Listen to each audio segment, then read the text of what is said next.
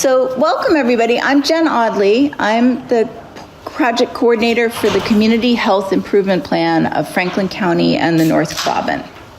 And some of you I know, and some of you are new to the area, to your jobs. Some of you today have different names. Some of you are at a CHIP meeting for the first time. I'm really excited to see you all, and I'm really excited about our presentations today.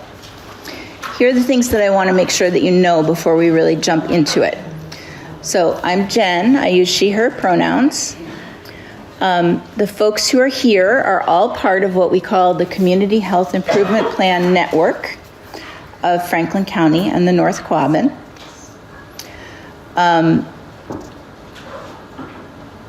There are restrooms on this level of the building if you go out the door and behind the booth. If you parked in the parking lot that is right next to this building, you should go move your car. You should move your car to the parking garage. You can park for free on the top floor, and there's also metered parking on the street. But the FRTA really wants to use the parking lot next to the transit station for people who are getting on the train. The timing of this, we're going to have two presentations. We're going to have one that is about restorative practices in schools and one that is about access to driving. They're each going to be about 20 or 25 minutes. And I'm going to do a little bit of introduction to the CHIP ahead of time. I want to thank a few people. I want to thank Bella Lavavi, who's here from Greenfield Community Television recording for us. If you don't want to be in the recording, you should let her know, and I think she can try to manage that, or you should sit behind the camera. And Madison Schofield is here from the Greenfield Recorder, and we're very grateful to them for covering it as well. I got some help today from Clara Lopez, who's sitting at the front table greeting people, Rachel Stoller, who's going to be our timekeeper, Alana Gurjoy, who helped with snacks and is going to help me clean up. And you might notice that our fearless leader, Phoebe Walker, is not here today. She is at the State House for Public Health Excellence Day. So I told her that we could do this without her.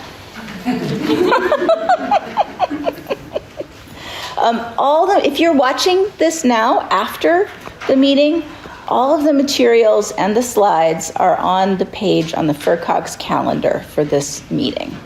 So you can find all of those things there. And I wanted to just draw your attention to one thing that's on your tables, which is a flyer about Bay State Health, Health New England's community benefits event that's coming up. It's actually a series of events, but this is going to be the event that's going to release the 2025 community health needs assessments from our local hospitals. And those assessments are data that we use for our community health improvement planning. So in some ways, that's kind of the beginning of the future of what might be coming next for the CHIP. And the one that is at Bay State Franklin Medical Center is on November 13th at 9 a.m. You can go to any of them. And there's a QR code there for you to register. Okay, so now we're going to move on to a little bit of CHIP 101. So the Community Health Improvement Plan is two things. It is a network of people, including all of you. There are about 400 people who've sort of gotten on our email list who think of themselves as being part of community health improvement planning. All different kinds of people. People who work for hospitals, people who work for anti-poverty agencies, people who work in schools, people who are young, people who are old, community members, people who are struggling with health in various ways, and all different kinds of definitions of health. So our vision really speaks to that, our vision as a network is that everyone here will have the opportunity to pursue healthy lifestyles, to participate in shaping the systems that affect their health, and to achieve social, emotional, physical, and spiritual well-being. That's a pretty lofty goal. It's a vision, right? So we also have a plan. Community health improvement is also a planning process. And what happens is that we work together as a network to identify priority health issues that will apply for 3 to 5 years. So we're currently in the middle of a 5-year plan that started in 2024, and we have 13 things that we're working on. Those are the things that are listed on the slide there, and the 2 that are in orange are the ones that we're talking about today. We decided that for this cycle, what we would do is we would have meetings where people from the network could get progress reports about what was going on in 2 or 3 of the areas every few months. So we've covered most of them at least once now that we're about 2 years into our plan. And I'm really excited about these 2 today, in part because there's some really hopeful news. Like, we've really learned a lot about these 2 things, and some interesting things have happened. And I feel like this is a time when we could use more good news. So the CHIP is always thinking about what we can do to improve systems, to make upstream change, to change the environments in which people live. And so I wanted to just say a little bit about the place where we live and have you think and get kind of grounded in the place where we live before we go into our specific topics. So Franklin County in the North Quabbin has 30 different municipalities in it. 1 small city, Greenfield, where we are right now, and then 29 other places that are towns. And they range in size from Monroe, which is less than 100 people, to Greenfield, which is the largest with a bit over 17,000. So it's almost 1,000 square miles. And those 1,000 square miles, I put the map on the top with the stars on. That's taken from the presentation that the Communities That Care Coalition did recently about the student health survey results. The stars do not geographically line up with where the schools are located, but they're there to give you the idea that there are 9 secondary schools in our area, and that 13 to 18-year-olds who go to public school go to one of 9 places to go to school.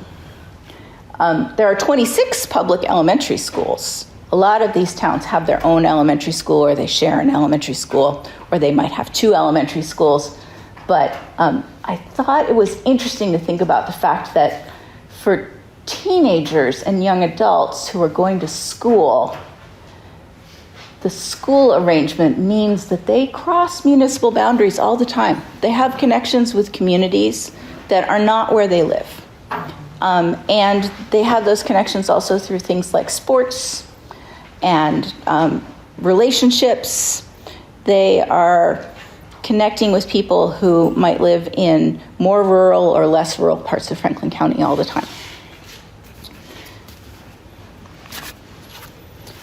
All right, so now we're going to move into the first topic today, which is restorative practices in schools.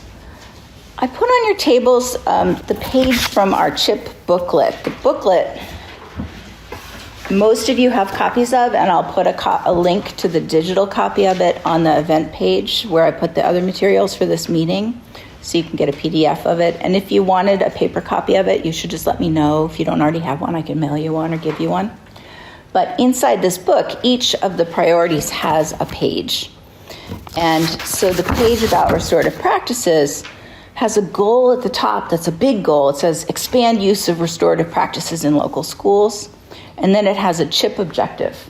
So the CHIP objective is the part that we as the CHIP network have committed to doing in support of that goal.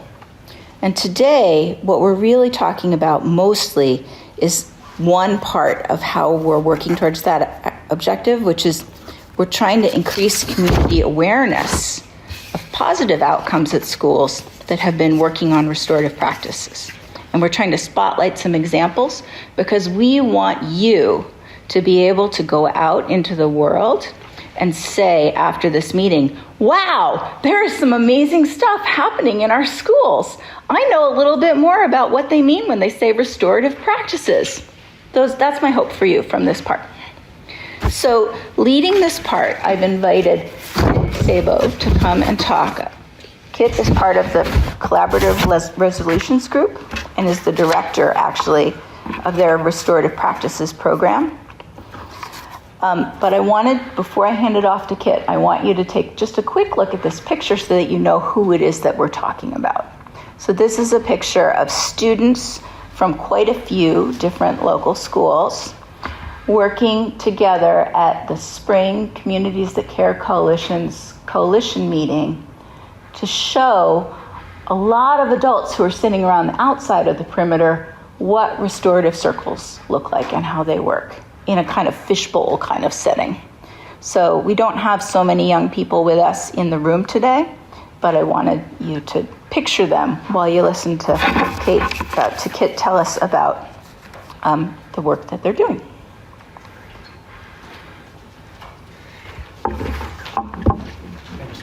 Oh, you're welcome. And what was really cool about that event was that then it was flipped, and there were adults who were in the middle of that circle, and students were also getting the chance to watch adults be participants in that circle. So multi-generational and really just a beautiful example of circle process in practice for a lot of wonderful reflection. Hi everyone, I am Kit Sabo. I am going to pull my notes out here. Just really delighted to be with all of you, so many folks who are really invested in community health improvement work. I'm glad to be a part of this network and also be sharing a little bit of an update on one of the priority areas that is restorative practices in schools. Plan for the next little bit of time, I'd like to introduce more of just some of the background of myself and the work that I'm doing. Also the organization that I work for, Collaborative Resolutions Group, the work that we do in the community. And then, as Jen was suggesting, to kind of ground us in a little bit of the theory and concept of restorative practices. So when we go out and we're saying, yes, community health improvement, priority area restorative practices, this is what that means. But then moving from concept into what does it actually look like on the ground in schools in Franklin County. So excited to share a few updates and examples of some things that have been happening recently. And then I'm going to invite Kat Allen to come up and talk a little bit about some statistics, some data that it looks really promising in terms of outcomes, and then Leellen Figueroa to come and talk about what is on the horizon. So that's where we're going. Let's see. Okay, actually, I'm going to back up. Just a little bit about me. My background is in education. I taught for 5 years in schools in the United States and in Spain, and was an educator and director of an after-school program in Santa Fe, an elementary school in Santa Fe, before moving here to Western Mass about a decade ago. And one of the first gigs I got was substitute teaching. And then more recently, I've done some work in social and emotional learning at a school here in Franklin County, adjacent to counseling, though not totally the same thing, but then have really grounded a lot of my work and practice more recently, since 2017, with Collaborative Resolutions Group. And I'll just say that so much of my work with Collaborative Resolutions Group centers around convening young people and adults in school spaces to come together to slow down, clarify their vision, have challenging conversations, look at what decision-making looks like across with young folks and adults alike, to resolve challenging issues, to work through conflict. And then we'll talk about implementing restorative paradigms in just a moment. And I do this work with Collaborative Resolutions Group. Collaborative Resolutions Group is almost as old as I am, a few years younger. It's an organization that's been in this community for that amount of time with this vision of peaceful conflict resolution. So what that looks like today are mediators who are in probate and family courts and small claims courts across Franklin, Hampshire, and Hampden counties to support couples who are getting a divorce, to support families that are working through conflict, to support landlords and tenants who are in disagreement about something related to their property, to support individuals who are currently incarcerated but are about to re-enter and to connect with family on the outside and friends on the outside to help support some of the challenging issues that they're facing. So that's some of the work that we do as an organization, and I specifically get to work on our Restorative Practices program, which does a lot of really amazing things in our region, and I will I should talk about those in just a second. If you have a phone and you would like to scan this QR code, if you want to have a chance to check out a little bit about the resources around restorative practices, there's some really incredible local, created by students, created by other organizations and folks in schools, as well as some studies and videos and tutorials and all these things. This can be a nice reference point. What you won't find here on this slide, though, is some of the specifics of what we're doing this year through our restorative practices program. Our team is working with 6 schools in Hampshire County, 10 schools here in Franklin County. We're going to talk about those details in a moment, through staff and student trainings, including peer mediation trainings, facilitation, technical support, coaching, whole school restorative practices and restorative justice implementation, strategic planning, and more. A lot of our funding, we are one of 12 community mediation centers across the state. And a lot of our funding comes from the Massachusetts Office of Public Collaboration out of UMass Boston. They send funding to all of us 12 centers. And also we've been a program partner with FERCOG's Healthy Youth Partnership for many, many years, at least probably longer than I've been here since 2017. And it's been a really wonderful partnership to be working together here in Franklin County. Okay. There's a little background. Let's talk a little bit about definitions. No matter whether or not you're hearing about restorative work for the first time, one of the foundational principles is that we all know something about restorative work because it's deeply rooted in relationality and how we are in relationship with one another as humans. But let's start with restorative justice, because I think a lot of people tend to think of, RJ, right? That's when I think of restorative, I think of restorative justice. And this is a process that brings together those who have harmed and those who have been harmed to acknowledge impact, promote accountability, and work on repairing relationships. Right? We see this in criminal justice systems. We see diversion programs, for example, and we're seeing it increasingly in schools. And this restorative justice fits into the sort of critical foundational part, which is restorative practices, this broader umbrella that includes RJ, but necessarily starts with proactive strategies. So it's not about we're just going to use this instead of punitive discipline to respond to harm. Starts with things like creating circumstances where people can actively work on building relationships, building social and emotional learning, including empathy and trust and understanding, creating community agreements, the things that foster connection. So restorative practices is where we like to begin, and all of that groundwork makes restorative justice possible. It makes it so much more possible than sort of standalone. So we think about whole school implementation when we're working in the context of young people.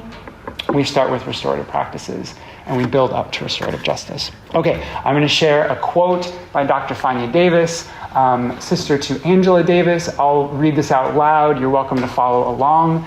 Consonant with African and other indigenous communitarian values, restorative justice is profoundly relational and emphasizes bringing together everyone affected by wrongdoing to address needs and responsibilities and to heal the harm to relationships and community to the degree possible. While often mistakenly considered only a reactive response to harm, restorative justice is also proactive, relational strategy to create a culture of connectivity where all members of community thrive and feel valued. So she's weaving into the definition of restorative justice this notion of restorative practices as well. And I want to say that what I love about this quote is not just that it encapsulates both aspects, but it's also an important place for me to really emphasize that many of the aspects of what we consider to be restorative practices now draw from African and indigenous cultural traditions and values from around the world, and that these traditions are grounded in relational worldviews that prioritize community and accountability and healing over punishment or exclusion. And currently, within this field of work, broadly speaking, in educational and criminal justice context, RP, restorative practices, is being used without honoring these origins. So it's essential as a practitioner myself, as a student of myself of this work, to approach it to the degree possible with humility and respect and a deep awareness of the lineages of this work, and ensure that our practices when we're doing this work with the community center relationships, voice, equity, belonging, and the possibility of repair. Okay. So let's talk about some specifics. When we look at whole school implementation in schools, in our schools in Franklin County, but elsewhere as well, we kind of think of these 4 categories of implementation. So systems and structures, staff and professional development, school, community and environment, and restorative interventions. And I'm going to provide a couple of very specific examples of work that's been happening here in Franklin County under each one of these 4. So let's start with the first one, systems and structures. Starting in the summer of 2024, Lee Ellen and others at Gil Montague Regional School District did some incredible work to bring together folks, about 20 staff and students, to create a restorative practices strategic plan that highlights their commitment to integrating restorative practices as a core framework to building a supportive school climate, addressing inequities, and improving outcomes for all students. This is a multi-year plan, and their last year was sort of the launch of that, and they're very much underway in this plan, but it includes things like systems and structures, pieces like reviewing and updating their student and staff handbook to reflect RP implementation, developing a clear referral system so that when a behavior happens, that instead of defaulting to a punitive measure, there's a restorative intervention that would sort of start things off or take the place of that. Using community building and problem-solving circles in staff meetings, because this is also about adults, and developing a system to track restorative kinds of data. So there's so much work more to be done, but this is a foundational piece that starts with the systems and structures and is incredibly strategic in that way. Another example, in March of 2025, Greenfield Public School District brought together an RP committee made up of teachers, counselors, administrators, community partners, folks who were motivated by a shared concern. That shared concern was that punitive discipline systems have not served students equitably or effectively. So with that concern as their guiding point, they did several months of planning and came up with this incredibly detailed and compelling vision, which includes piloting and then scaling up a structured implementation of restorative practices at Federal Street School. That's happening this year. And they have plans to use that as a model then which would fold out into wider implementation in the coming years. Great, so let's go to example 2, staff and professional development. In the last 2 years, Pioneer Valley Regional School District, Frontier Regional School District, they've hired, 1 minute, that's too fast. Okay. I'm going to actually then fast forward. Let's see, what do I want to say here? There are some incredible things happening that are very specific to each of the schools in our area that are continuing to do this work under these 4 categories.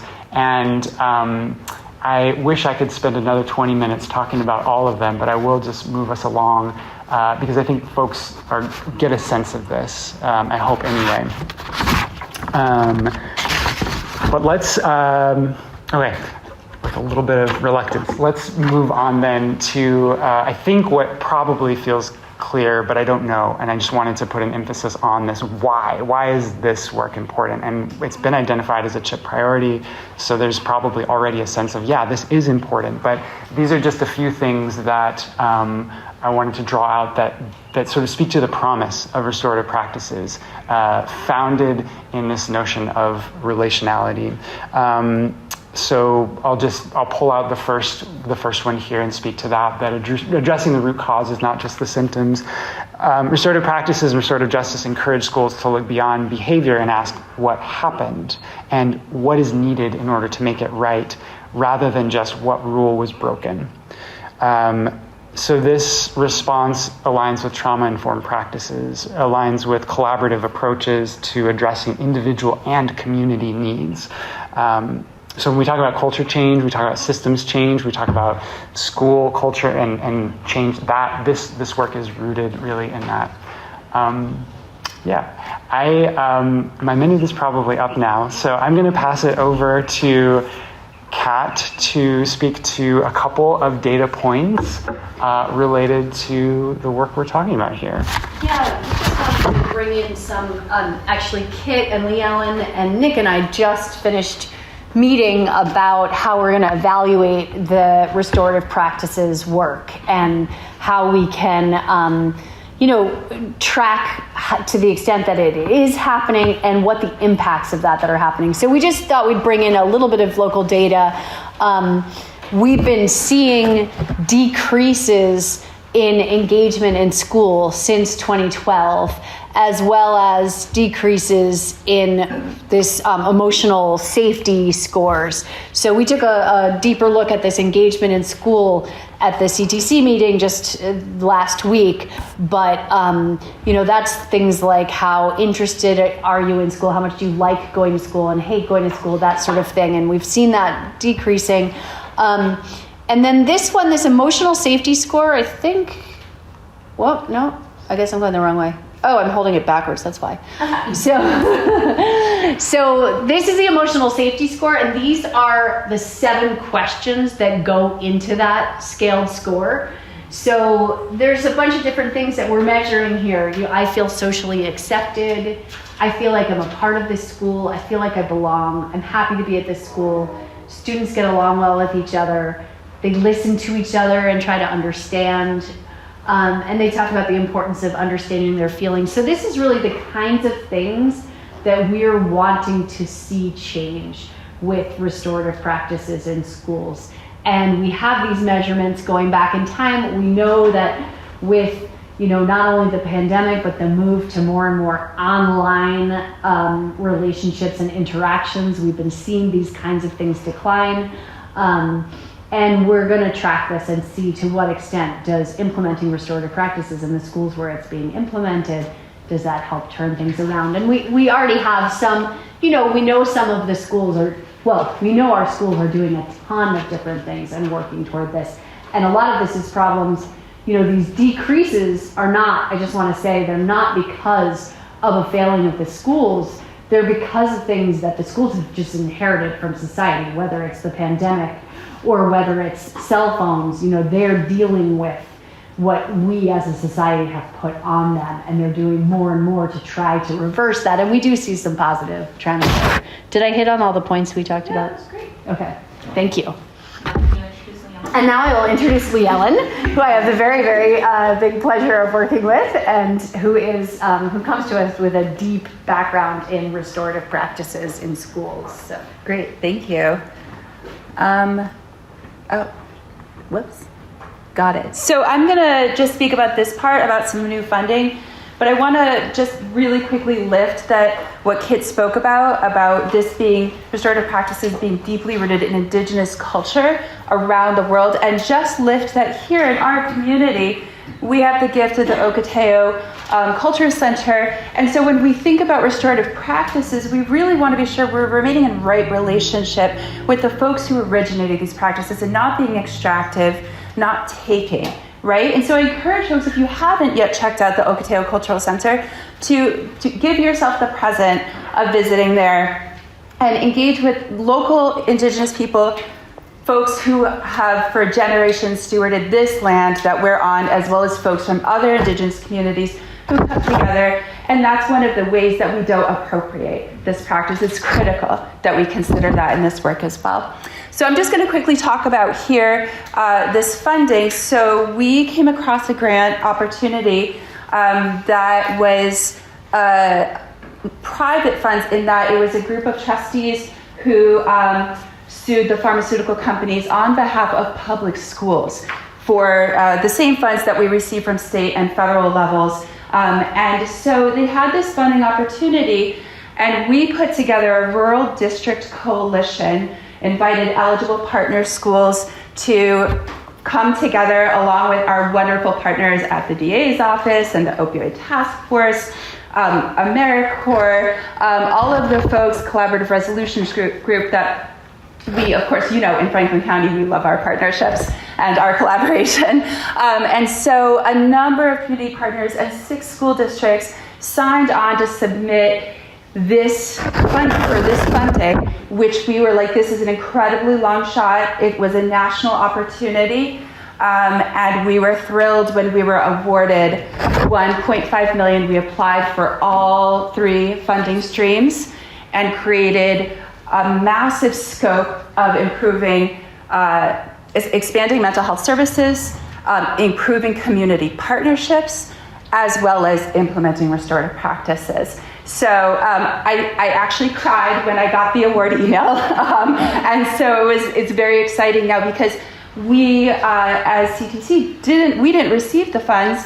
CRG did. I mean, we're supporting the administration, but we were able to give these funds directly to the schools. And so that was incredibly exciting to just be able to say, you need money, you need support, you don't need another resource list, here you go. And so we were thrilled that we were awarded this and got some very positive feedback from the funders that our Rural District Coalition application was a standout because of the partnership. And there were hundreds of applications from across the country. So we're so excited that this funding is being able to support the work that everyone was already doing in the schools, as well as our community partners.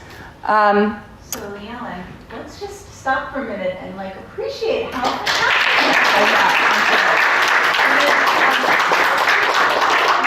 for questions. And I'll certainly offer to make sure that in the follow-up after materials for the meeting, we link to the Okateo Center. Thank you. And I'm going to ask it if they want to have a chance to be able to maybe write a little bit about some of those examples that you were going to give. So we'll capture some of the stuff there wasn't time for today.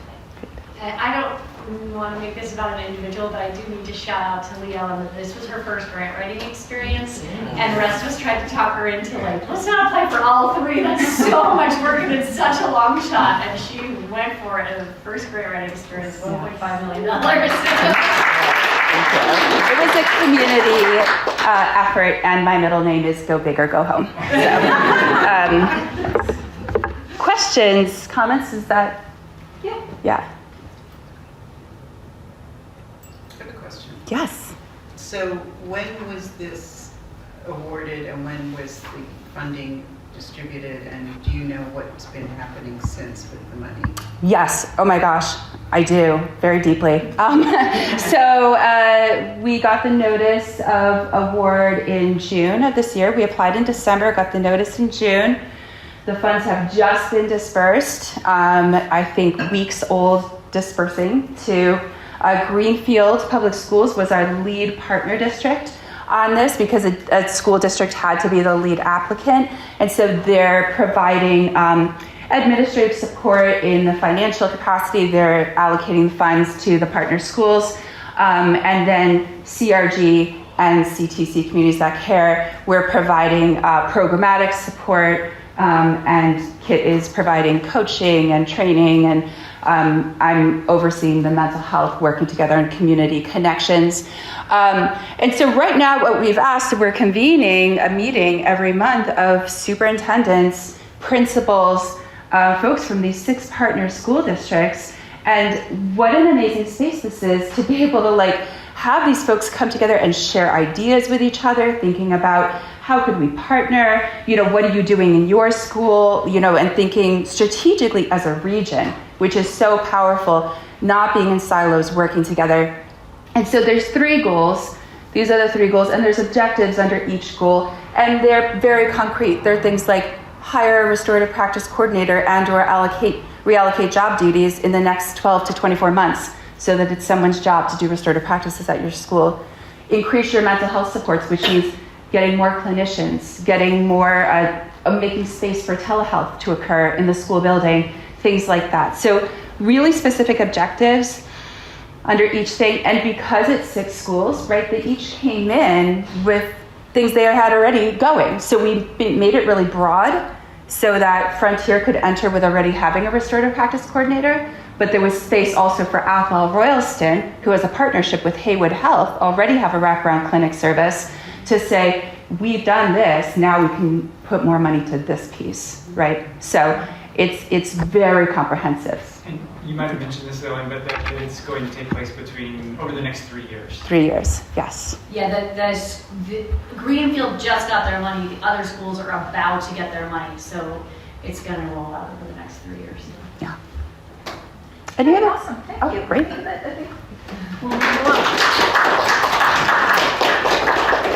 All right, and I left my phone here on the podium, and I was so glad that it didn't go off. So I'm going to take it with me the next time I walk away. Okay, so we are moving along now to access to driving, which is the second priority that we're getting a progress report on today. So this CHIP priority is one of two where the CHIP network is really kind of taking the lead on carving out the direction for. And all the other ones are health priorities where there's already a lot of leadership and vision in place.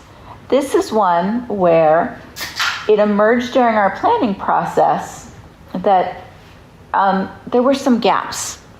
So we, from years and years of work and also having the pleasure of having the transportation planning department for the region as part of the FERCOG, know that there's lots of work happening to try to make public transportation better and more effective here, to create viable alternatives to personal vehicles for people, for helping get more transportation help for people who can't drive or can't drive safely. So what happened during our planning process was that several people said, you know, we might not like fossil fuel. We might wish that people could be driving less, but if you live here in Franklin County and the North Quabbin, you really have to be able to drive. And if you don't have a driver's license and you don't have a reliable vehicle, you are really hampered from being able to have a healthy life and achieve your goals. It holds you back in so many ways. So we decided that we would dig into that problem and try to figure out what kinds of solutions might be possible just for that specific aspect of things. So what we did is we created a study group early in 2024. And that study group first did like an environmental scan. We talked to all kinds of people, and the study group included non-drivers, it included people who work with older adults, it included people who work with children and teenagers, it included people with disabilities. And we asked everybody that we could think of, you know, who's doing what? And we learned a lot about things that were happening, and we learned about some specific gaps. So those gaps are named here on this slide. And what we decided to do with that information was to, sorry, I went too far, was to create two pilot projects. We were very fortunate to have some funding that we could use from the State Office of Rural Health, and Nikki Kalasa, did I say it right? New last name, Kalasa, is here today from the State Office of Rural Health. So I just wanted you all to know that she's here representing one of our greatest supporters for our trip, the Massachusetts State Office of Rural Health, which is part of the Department of Public Health. And that funding made it possible for us to do a couple of experiments. The idea here was, okay, let's invest in some projects that will help us learn more about what the needs really are, what the solutions really might be, and also build some relationships with the partners who are working with people who need permits and driver's license, working with the people who need cars, and then we'll be able to better focus on on the next step of things. So I want to shout out a few people and organizations that are also part of this work, but who aren't presenting today. So Mass Hire, and Matt Allen is here from Mass Hire, has been working especially with the Center for New Americans recently, but really focusing on the transportation needs for people who are new arrivals and who need transportation for employment. The Heartwing Center is doing a lot of really strong work around driving access for people whose first language is Spanish. The Mary Lyon Foundation, and Krista Tolona Baker is here from the Mary Lyon Foundation today, is doing a lot of work to help folks who live in West County, the most rural part of our region, access driving and transportation. The Brick House Community Resource Center, and Stacy Langnecht is here today from the Brick House, has been working really hard on transportation access for the many different kinds of priority populations that live in Turners Falls.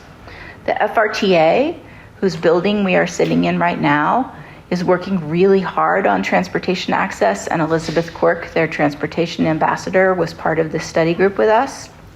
The Franklin County CDC, the Community Development Corporation, has been a part of this study group from the beginning and worked pretty hard on trying to help us get some money to do the part that is about vehicles. And we applied for a grant that we did not get that would have helped us kind of pilot some of our thinking about financial counseling and loans to own a reliable car. We haven't given up on that idea yet. We just set it aside because we didn't get the money that we needed to do it in this last year or so. And then we have the Family Center and Kia Burton King, who's going to speak next, and then Juniper Holmes, who's going to speak after that from Jaduke Driving School. So it's my pleasure to introduce Kia Burton King, who is the manager of the Family Center here in Greenfield on Federal Street, which is part of Community Action of Pioneer Valley. The Family Center has been a really important partner in CHIP work for a long time, and I'm so thrilled that Kia was willing to let us use the Family Center as a hub for this work. It was really an ideal site for this trial run because of its location, because of its connections, because of the wealth of experience within the Family Center about these specific issues, and because of its ability to provide wraparound support, all the different kinds of support that adult learners need. Well, thank you. Good afternoon, everyone. Kia Burton King, she, her, hers. Again, program manager at Community Action Family Center. We are a proud family resource center. I've noticed, we had a map up earlier about Franklin County and North Quabbin. As far as family resource centers, there are only 2 in that area. Community Action Family Center and Valuing Our Children. So that's a lot of area to cover. And so we look on and partner a lot with, or look for help from Mary Lyons in our community connections, collaboration with the Brick House. I was super excited to be, let me back up, sorry. I do want to take a moment and shout out our peer ambassador, who is a vital key player in her own journey and growth. Is a remarkable story if you get to hear it. But Jenna Weld, we are a proud Communities That Care Coalition host site for the Peer Ambassador Program. And so I get to work closely with 4 peer ambassadors. And so Jenna, who was just spearhead with this project, and I just remember the day she came, she said, Family Center needs to be involved. And she's like, it's the perfect place for it. And I'm like, okay, catch me up to speed. So we came in a little bit in the end and missed the original study and that kind of stuff, but super thankful to the grouping to get us up to speed and think about us as a space to host this pilot. So that is a image of our flyer.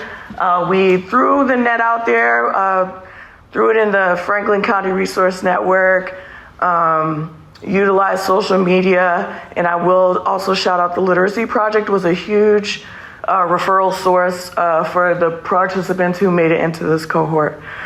Our cohort, our first trial run with this involved 12 participants who lived throughout the region. Why am I? Let me back up. I do want to also shout out who's here today, family support worker Serenity Perkins, who helped co-facilitate this course, and along with David Cole, our school liaison. And they played a vital role. I just came to them, I'm like, okay, we have this project, 6 weeks, 6 sessions, 2 virtual, 4 in person, go. And so they're not driving school instructors, and so they really took the bull by the horns and created a really mindful 6-week session. Some highlights from, we also threw out in the registration a question about like what were the reasons that you haven't received your permit? I can tell you I am 39 today and I only got my driver's license 4 years ago. Is it your birthday? Oh no, I'm sorry. No, today's not my birthday, but I'm just saying like only 4 years ago did I get my license. As soon as I was 16, I got my permit, and then 2 years would go by, let it expire, get another one, 2 years go by, it expired. We work with many families who have similar stories of that, or who have tried and just, not passing something really has an impact on folks. And so sometimes when you don't pass something, you just keep putting it off. We heard about the importance of having reliable transportation in this area. And we work with families. Yes, we have grant funding to support transportation, and we partner with folks to make sure folks can access our services. And yes, we have our public transportation is making great progress at being more accessible, but there's still more work to be done. So I was super excited about this project. And so here is some of the topics that they covered in the 6 weeks. Huge success of the 12 folks, 11 qualified to take their permit.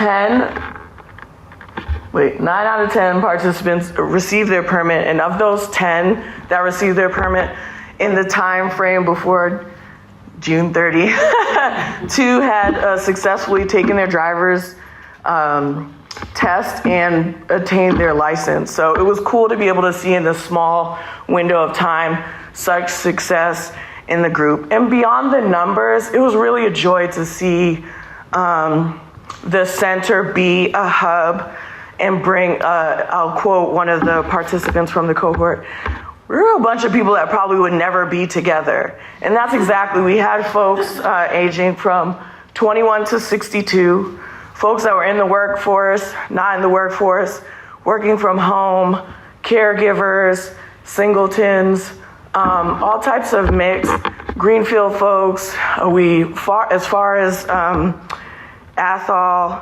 and a couple in Shelburne. So it was great to have folks in the room and be able to just promote that social connection. I definitely just loved the nights that they were there because you could just hear the laughter.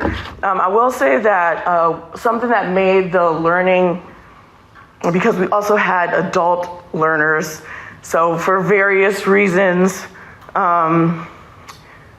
had challenges with or learned in different ways. And so Kahoot and creating modules that allowed folks to continue learning outside of the class was really successful. Folks would come in, see me in the hall and be like, oh, look, I was so excited to do my Kahoot during the weekend, and that really proved to be a helpful addition. It wasn't something we were definitely, what was helpful, I think, with this project was we're just given, 6 sessions in person, make it happen. And so that kind of flexibility, sometimes we have these grants and programs that are like, you have to do it this way, and you have to do this, and you have to do this. So it was really great to be able to meet the needs of the folks in this cohort. I remember hearing from Serenity and David after the first session. They were like, yeah, we had this plan and totally scrapped it because they were like, we've done that already. Like, we want to talk about this. So also what was really important is having facilitators that could be flexible, honor where people were at, and think quickly.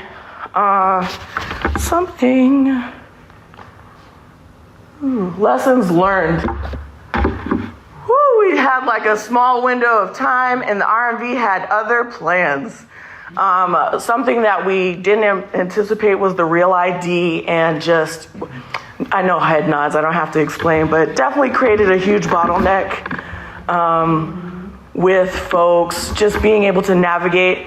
And it was great that our family support workers were able to extend that extra support, helping navigate the online creation of their accounts, scheduling, gathering paperwork, getting to the RMV if they weren't able to find a schedule within that tight window, being available for walk-ins and being there with them.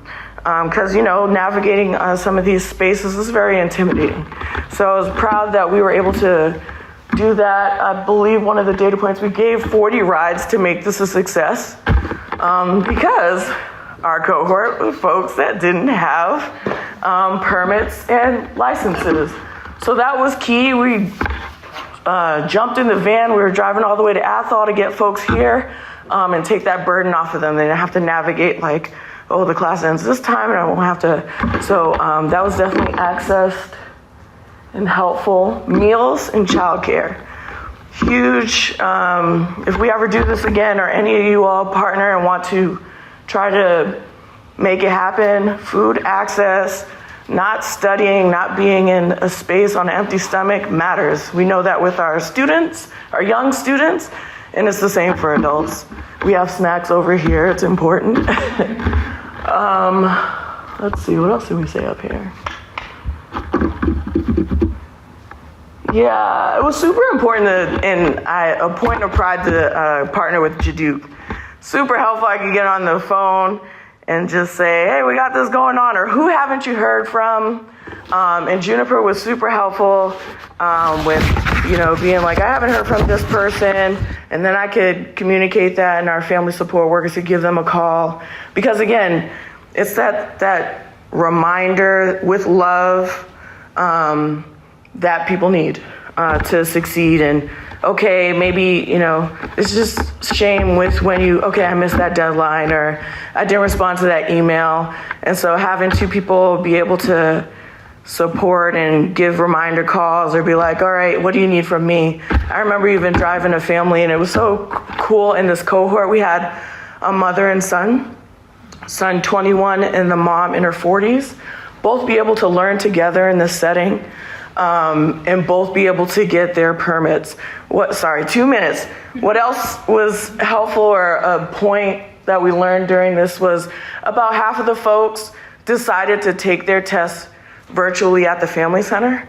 So it was cool to be able to provide that space where they already had memories of joy and calm, and could just be in a room and access a computer and take it there.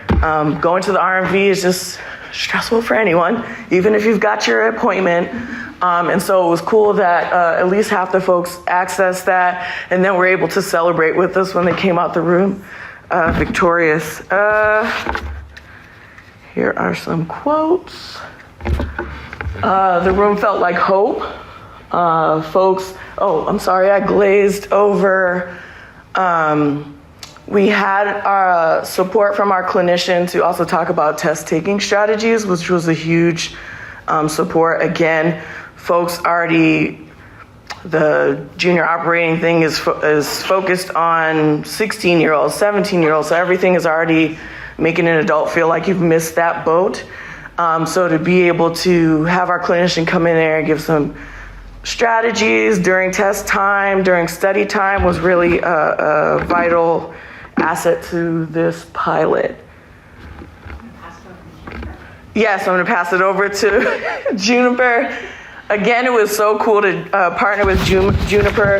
I know she was navigating our program, our pilot, and then running her own pilot, which was like, I don't know how you did it. And in addition to driving school, regular day-to-day operations. So I don't know how you did it, but I'm super thankful to have you in our area and really being there for families and folks in Franklin County, because driving access is really important. Thank you. Thank you, Kia. It's really hard to follow that. I would also like to say it was really great partnering with Kia and getting to meet a lot of the adults that were in the program. And it was really great to see. It's always really rewarding to see them start to finish, or maybe being like a rough driver and then getting better and then getting their license, which is really cool. So I'm Juniper. I'm the director of Jaduke Driving School, just to let you guys all know who I am. I've worked, Jaduke Driving School opened in 2018. And I started as an instructor there. I have a background in teaching and being an instructor. I worked in a large human services company when I lived in Arizona called the Mark Center, and was a head trainer in HR and trained over 360 staff. All of the classes they would need to work with direct care with people with cognitive disabilities and mental illness. And also job locations, stuff like that. So I would be in HR and I would be training all the classes everyone needs to take to be able to work direct care. And so that's kind of my background. They asked me to be a driving instructor at Jaduke because I worked at Jaduke since like 2005. I've been there a long time. I've moved away, come back. I've done a lot of different things.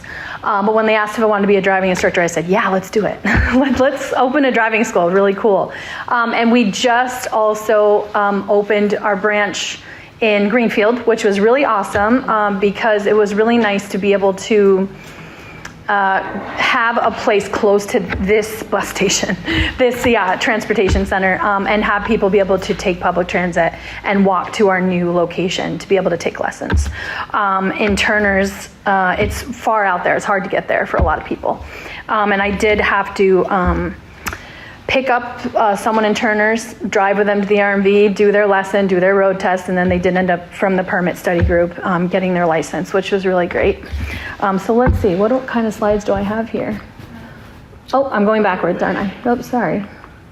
Okay, here we go. So we partnered with CHIP and FERCOG to provide financial aid for people to offset the cost of our driving school. Cost $625, and they provided $500 towards the cost. And then I would allow people to make payments towards that money that was owed. And we have a kind of company policy that you have to be paid in full before you can schedule your in-person lessons. You can take the classroom portion, but we waived that for anybody that was doing financial aid, and they could schedule lessons as they were making payments. And that was really helpful.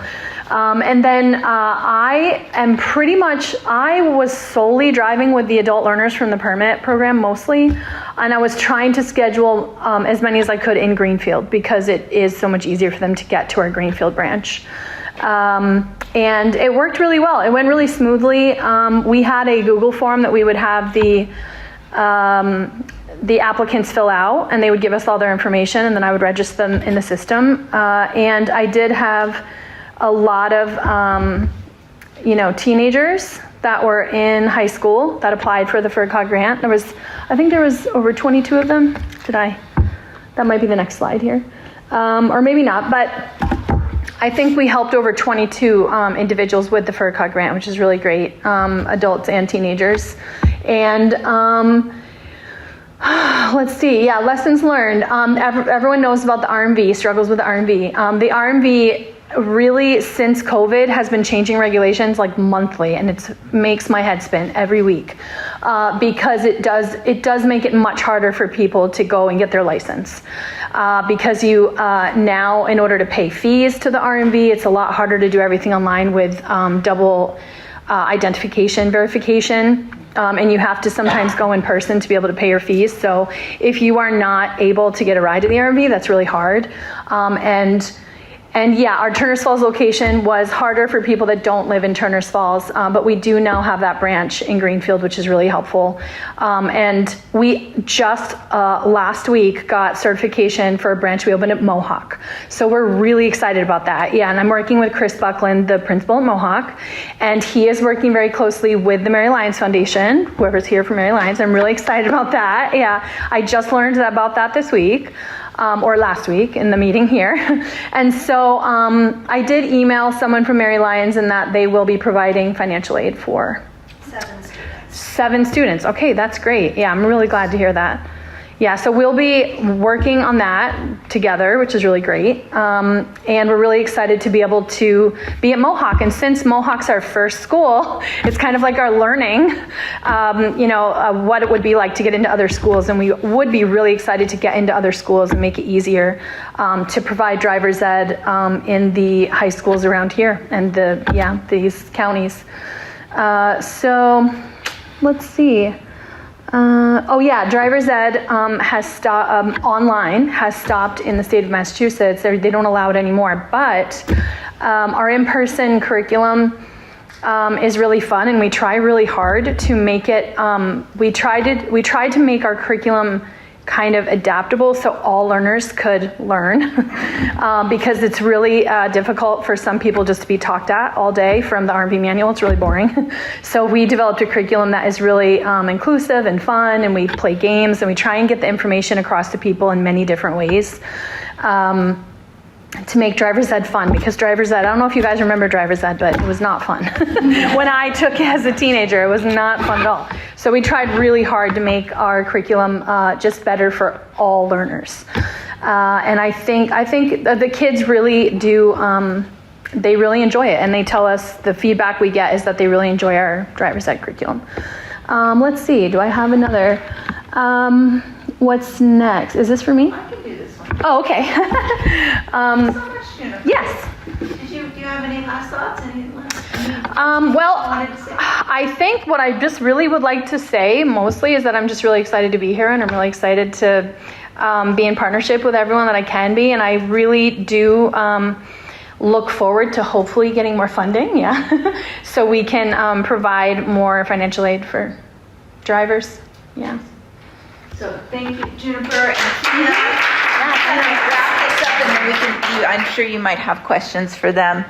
I also want to say, I think that having partnerships with businesses like Jaduke is a really important part of the CHIPS work, and that for me was a real learning from this endeavor over the summer. Is that I learned so much about this local community business that is really working hard to make driver's ed affordable and to keep it affordable.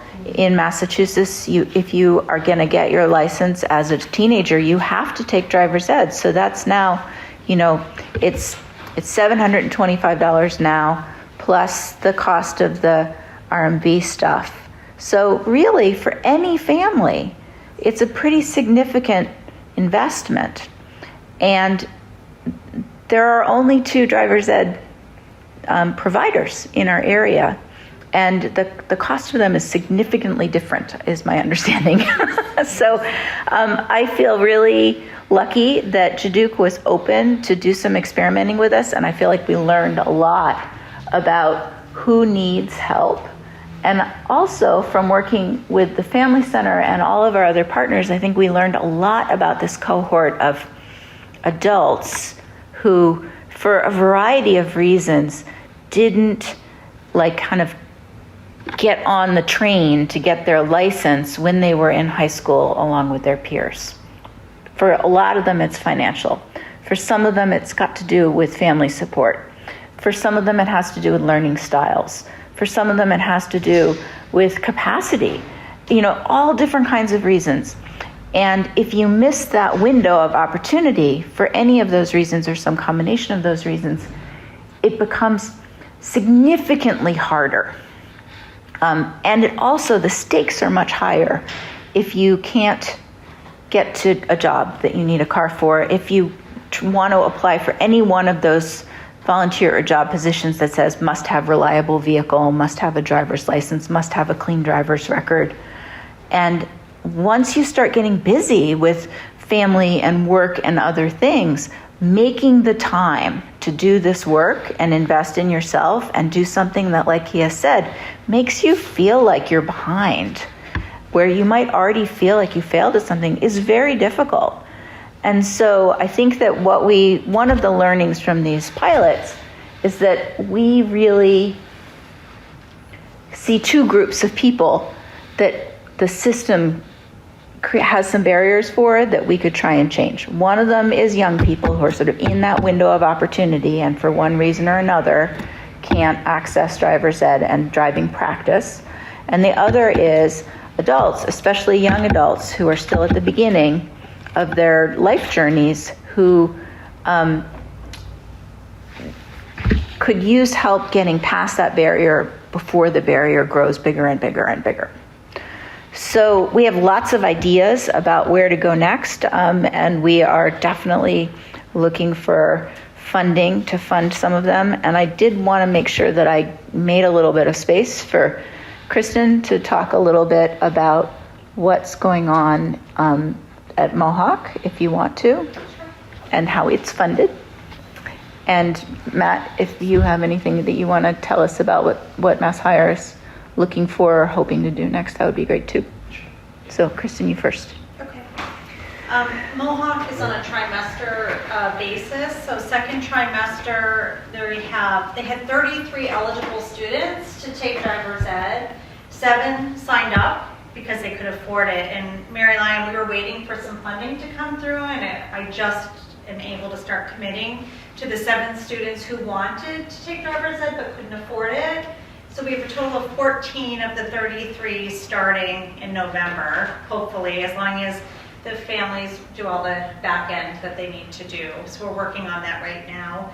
And so the second trimester, they'll take their in-person class, and then the third trimester, they'll do their driving. And there's a teacher in the school that's getting certified to do the classroom work. And in West County, it's really, the roadblocks for families is access because of the distance. Because just in West County, we're 254 square miles. Mm-hmm. I was late today because it takes about a half hour to get from Shelburne, the high school, down to Greenfield. So we're really excited for this to start and see what happens. And the Mary Lyon Foundation will help those 7 students all the way through. If they take all their driving time and they're ready to apply for their license, we'll help them acquire a driver's license. So we're really excited, and it was so nice to meet you last week on the call and get this going.